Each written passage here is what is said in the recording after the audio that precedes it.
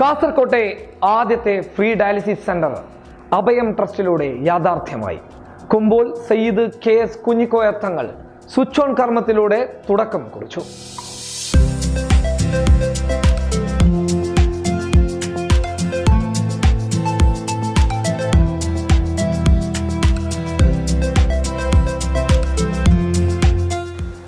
ഇതുവരെ സോഷ്യൽ മീഡിയയിൽ നമ്മൾ നിരവധി കുടുംബങ്ങളുടെ അർഹരായവരുടെ നിരാലംബരുടെ വാർത്തകൾ ഷെയർ ചെയ്തിരുന്ന ഒരു തലത്തിൽ നിന്ന് സ്വന്തമായൊരു സ്ഥാപനം എന്ന രീതിയിലേക്ക് അഭയം മാറുകയാണ്. അതിൻ്റെ തുടക്കമാണ് ഈ ഡയാലിസിസ് സെൻറ്റർ.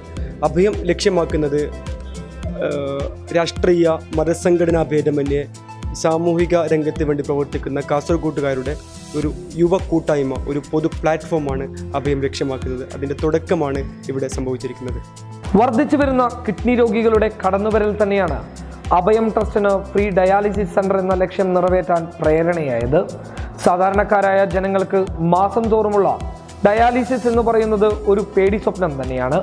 10,000-വും അതിന് മുകളിലും കടന്നു പോകുന്ന ചാർജുകൾ നൽകാനാവാതെ ഇന്നും പലരും ദുരിതമനുഭവിച്ച് നമുക്കിടയിൽ തന്നെയുണ്ട്.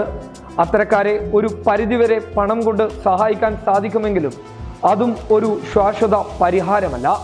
അവിടെയാണ് കയ്യുമാനിയുടെ നേതൃത്വത്തിലുള്ള അഭയം ട്രസ്റ്റിന്റെ ഫ്രീ ഡയാലിസിസ് സെന്ററിന്റെ പ്രസക്തി.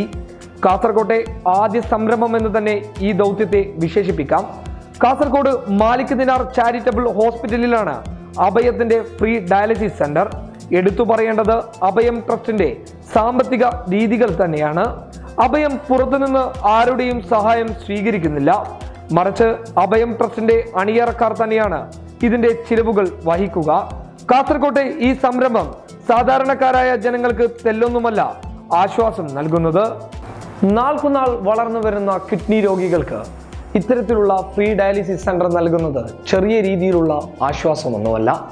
അങ്ങനെയുള്ള സാഹചര്യത്തിലാണ് കയ്യുമാനിയുടെ നേതൃത്വത്തിലുള്ള അഭയം ട്രസ്റ്റ് ഏറെ പ്രസക്തമാകുന്നത്.